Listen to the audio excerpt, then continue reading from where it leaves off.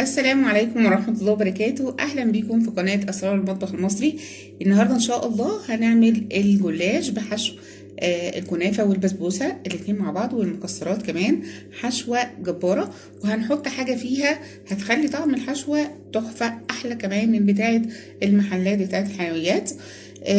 حاجة بصوا ما شاء الله الله أكبر، يعني حاجة طالعة تحفة. بصوا الحشو أنا لسه مطلعاها على فكرة من الفرن حالا، ده اوردر خطوبه يا جماعه، ربنا يا رب يتمم لها على خير. ف حاجه كده تحفه تحفه تحفه. يلا بينا على طول نعرف التفاصيل اتعمل ازاي الجلاش المحشي بالكنافه والبسبوسه.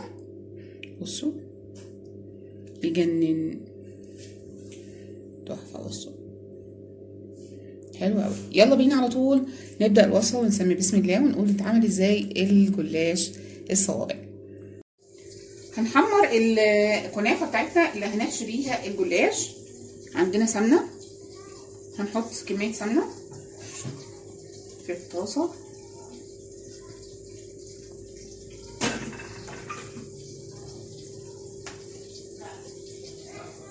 وهجيب الكنافه بتاعتنا، بس ايه نسيب السمنه تسيح شويه عشان الجو برد دلوقتي. هننزل بالكنافه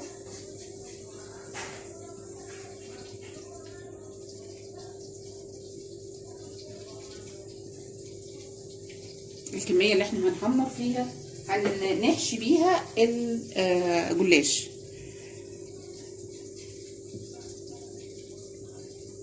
محتاجه شويه سمنه تاني،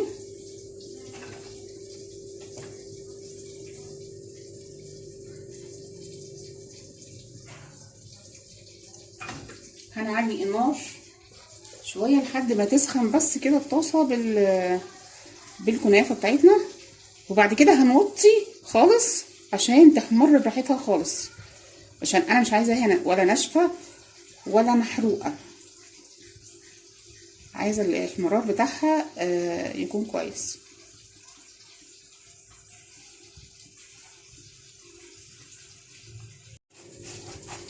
بصوا الكنافه كده عماله اقلب فيها على نار هاديه مش عاليه يا جماعه عشان ما تتحرقش معاكي، وما تسيبهاش على النار، يعني ايدك فيها على طول، الحته اللي تحمر اللي فيها وكده. بصوا لونها ذهبي وحلو جدا، مش عايزه اغمق عن كده، الكاميرا مش جايبه اللون بتاعها بس هي ذهبي فاتح كده تمام. هنفضيها بقى في الطبق بتاعنا ونحط عليها المكونات بتاعتنا التانية عشان نبتدي نحشي الجلاش.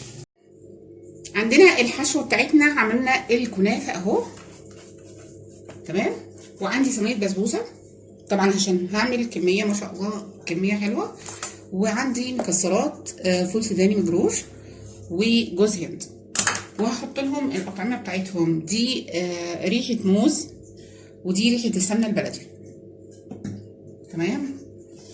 هنجيب البسبوسه عشان نكسرها ونحطها على الكنافه. طبعا انا عملت معاكم قبل كده البسبوسه،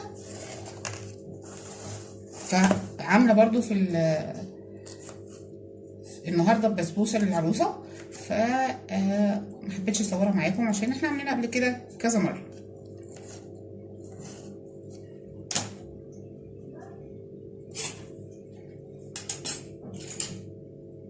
هجيب حاجه اطلع فيها.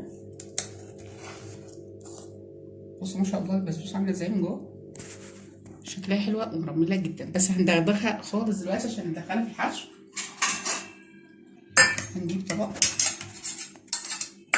ونطلع بقى البسبوسه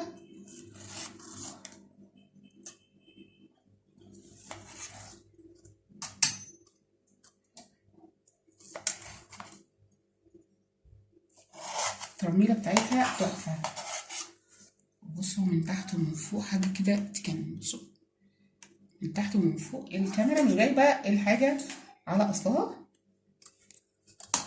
هندغدغ دول بالشوكه هنهرس كده. بصوا مش مستحمله اصلا. هعمل الحشو ميكس بين الكنافه وبين البسبوسه والمكسرات. تمام. ونحطها على الكنافه.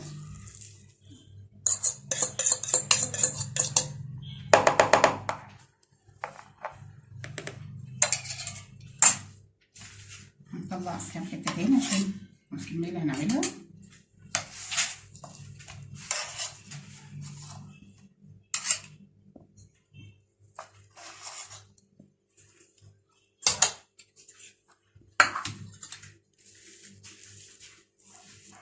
نهرسها الاول عشان تبقى كله داخل مع بعض.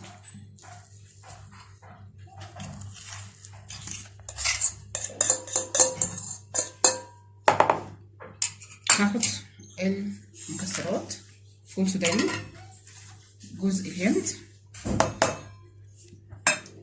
هنا عندنا بقى ربع كوبايه من الشربات، مش هحط فيها شربات كتير عشان فيها بسبوسه.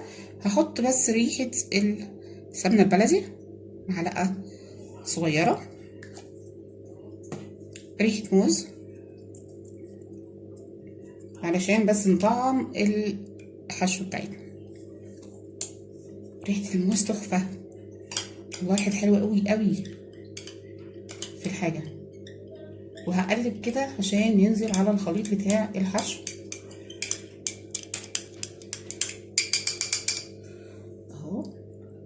هنوزع بقى كله.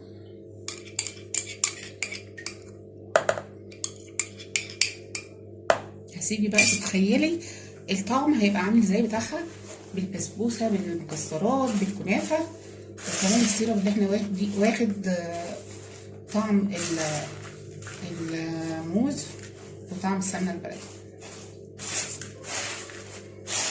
هدخل بقى كله في بعضه قبل ما احشي بيه الجلاش. بعد ما عملنا الحشو بتاعنا ابتدينا نلف في الجلاش. ناخد الورق بتاعنا كده بالطول، الورقه بالطول مش بالعرض. تمام، الطول بتاعها.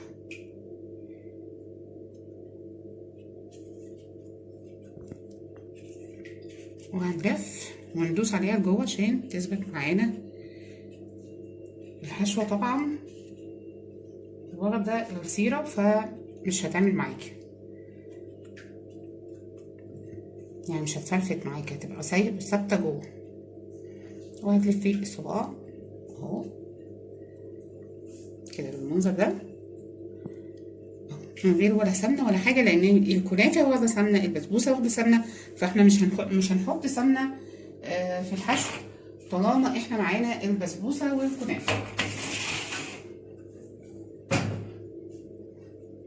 عندنا الصاج، القفله اللي احنا قفلناها دي تبقى من تحت اهو، وهنحط بالشكل ده اهو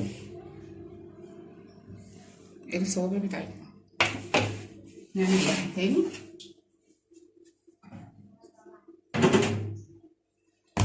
نجيب الحشو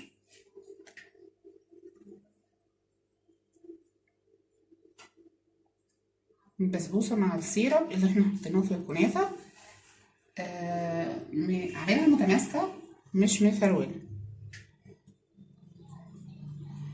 تعرفي تتحكمي فيها في الحشو بالذات، يعني مش هيقع منك من الناحيه دي ولا من الناحيه دي ولا من اي حته، هو متماسك.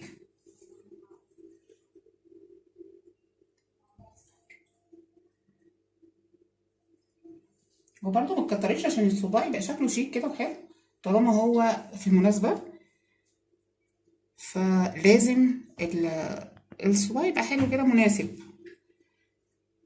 هنجيب بس الاطراف اهو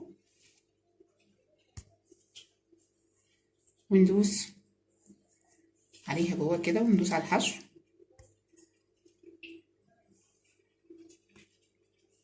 تمام.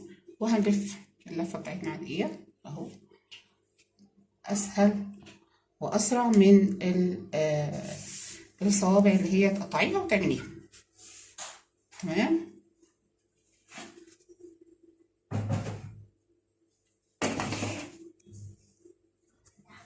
هنحط في الصاج بتاعنا بالشكل ده عشان بس مطولش عليكم الفيديو. هكمل بقيه الصاج والكميه كلها ان شاء الله، وهنرجع عشان نقطعها قبل ما ندخلها الفرن ونحط لها السمنه. ده الجلاش بتاعنا بعد ما لفيناه. بصوا الصوابع لفيناها وكمان قطعناه المقاس اللي انت عايزاه، بس هو مقاسه كده حلو قوي، مقاس الصباع كده جميل جدا اهو. ولسه في بره كمان بقيه اللفات، بس احنا هندخل دول الفرن عشان ما ينشفوش. هنغرق بقى السمنه، اهم حاجه في الموضوع ده السمنه. غرقي السمنه وما تخافيش بعد كده كل ده صفيه بعد ما يطلع من الفرن، بس اهم حاجه لازم تشربيه كده عشان يطلع الصباع مقلي كده فوق وتحت، التحميره بتاعته تكون حلوه. تمام اهو. احلى سمنه على فكره تستعمليها للحلويات الروابي، ويا سلام بقى لو بلدي، لو ما توفرتش كمان البلدي بتاعتك يبقى روابي حلو قوي في الحلويات بالذات. شغل الشرق ده بالذات عايز السمنه اللي تكون طعمها حلو. هسقي كل حاجه، كل حته فيها، مش هسيب اي حته غير لما اسقيها علشان تاخد تحميره حلوه كده من في الفرن. تمام. وهنسقي الصاج التاني بنفس المنظر لحد ما الصاج اللي احنا زقناه في الاول ده يشرب، ونشوف لو احتاج تاني. بصوا الاطراف هناك عايزه، فاحنا هنزود، متخليش حته غير لما تكون غرقانه سمنه اهو كده. ما تخافيش، كميه السمنه دي هتنزل بعد التسويه. قبل ما نسقي الشربات هنصفي السمنه بتاعتنا.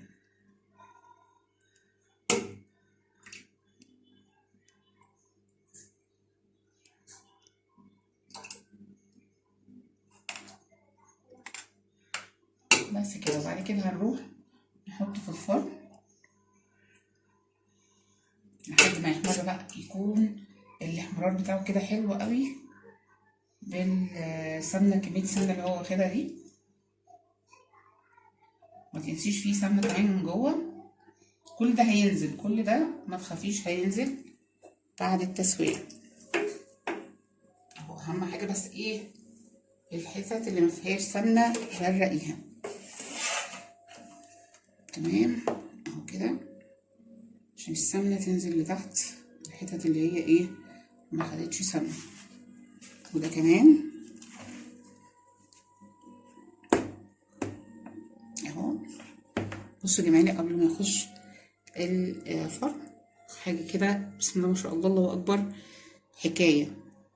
الصوابع قد بعضها، وانتي بتقطعي راعي الصباع يكون قد بعضه على قد ما تقدري تخلي الصوابع شبه بعض كلها. بصوا رتم واحد وستاندر واحد، هتبقى الحاجه طالعه معاكي زي الفل.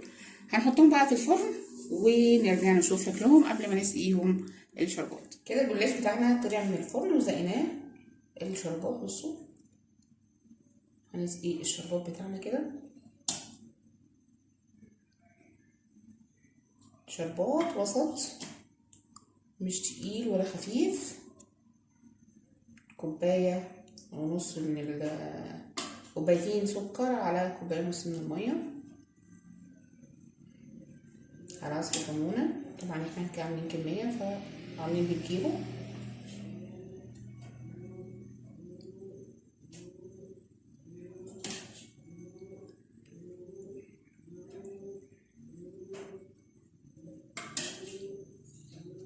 كده اهو الجلاش بتاعنا المحشي كنافة. هنسيبه بقى يبرد خالص، وبعد كده نصفي. الاول هنصفي الشربات. احنا صفينا السمنه بعد ما طلعت من الفرن مباشر على طول. صفيت السمن، وبعد كده هصفي الشربات بعد ما يشرب الشربات بتاعه وياخد الكميه. هصفي الشربات. عملنا القصادين اهو، وفي واحد لسه تالت في الفرن. دي الكميه بتاعت النهارده بتاعت الخطوبه. فيا رب يكون نال اعجابكم النهارده الفيديو بتاع النهارده، واستنوني فيديوهات احلى واحلى ان شاء الله. واشكركم، واستنوني فيديوهات احلى واحلى. معلش يا جماعه المجهود النهارده جامد جدا، الاوردر كان جامد، فهنزل لكم واحده واحده الحاجات اللي احنا عملناها. فاستنوني فيديوهات احلى واحلى ان شاء الله، واترككم في رعايه الله. بس ما تنسوش لايك وشير الفيديو، وننزل نفعل الجرس عشان يوصلكم كل جديد من عندي. والسلام عليكم ورحمه الله وبركاته.